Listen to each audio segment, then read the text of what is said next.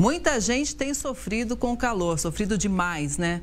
Mas quem mora nas regiões Sudeste e Centro-Oeste tem uma boa notícia. É que uma frente fria está chegando e ela pode derrubar os termômetros em até 14 graus. Tem até a previsão de um pouco de chuva.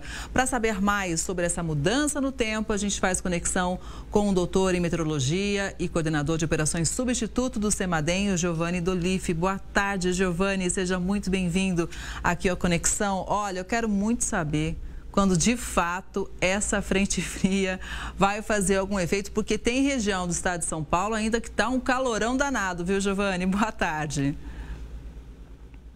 Boa tarde, Kelly. Boa tarde para todo mundo que acompanha a gente. Pois é, que bom que mudou, né? Já diminuiu bem o calor. Ontem São Paulo estava quase 37 graus, foi um dos dias mais quentes do ano. A temperatura hoje já está bem mais amena. E aos poucos vai amenizar também mais para o interior. Hoje, amanhã deve ser o dia com as temperaturas mais baixas. Na capital, por exemplo, a temperatura não deve passar de 20 graus. Então, um dia até fresco, até friozinho, né? Diante de todo o calor que a gente tem tido. Mas aí depois volta a esquentar de novo, viu, Kelly? É um refresco bem passageiro, bem rápido. E volta a fazer calor já no final de semana e na próxima semana bem quente. Agora, Giovanni, com relação à chuva, tem algum ponto que pode chover? Porque todo mundo quer chuva, né? Essa está fazendo falta. Inclusive, a gente já está com a estação chuvosa atrasada. As chuvas estão abaixo do normal. A estação seca vai até setembro, mês de outubro começa a transição, mas já no final de setembro, em média, começa a ter algumas chuvas, não só em São Paulo, mas parte do Sudeste, do Centro-Oeste, e elas não estão acontecendo no volume que seria normal acontecer.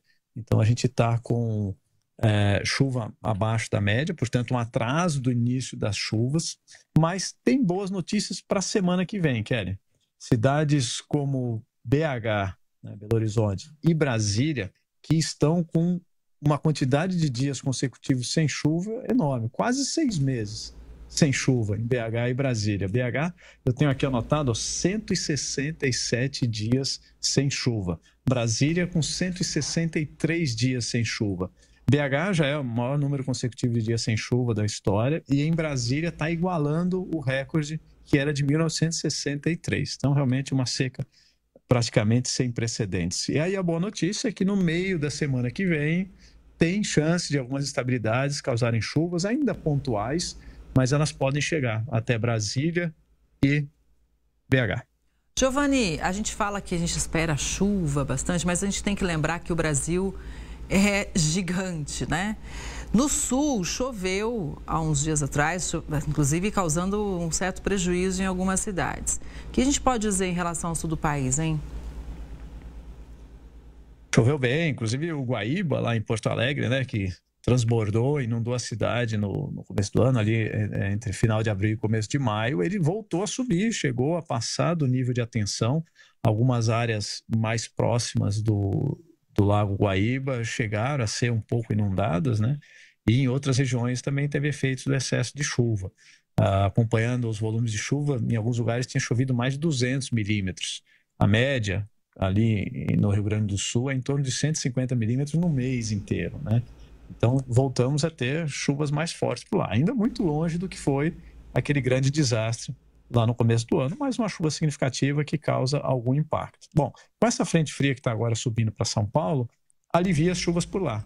Então, aqui no CEMADEM, a gente estava com alguns alertas abertos, vigentes, ali para o Rio Grande do Sul, e eles foram cessados, alertas hidrológicos, né, justamente desse excesso de água subindo o nível dos rios. Então, isso significa que a situação já está tranquila e pelos próximos dias não tem previsão de chuvas muito fortes que possam voltar a causar problemas significativos por lá. Mas o Rio Grande do Sul ele tem um regime de chuva diferente, né? Diferente do Sudeste, do Centro-Oeste, parte do Norte, que tem uma estação seca bem definida. No Sul, a gente tem chuvas ao longo do ano, bem distribuída. Então, em qualquer mês do ano, a gente pode ter algum evento desse de chuva um pouco mais forte. E as coisas estão conectadas, né? A falta de chuva, essa seca, né, esse atraso da estação chuvosa no Centro-Oeste, no Sudeste, faz com que a umidade seja canalizada para uma outra região. A umidade não desaparece da atmosfera, se ela não está numa região, ela está em outra. Então, a falta de chuva, grande parte do Brasil, está conectada, tem a ver está associado a esse excesso de chuva que a gente viu no sul.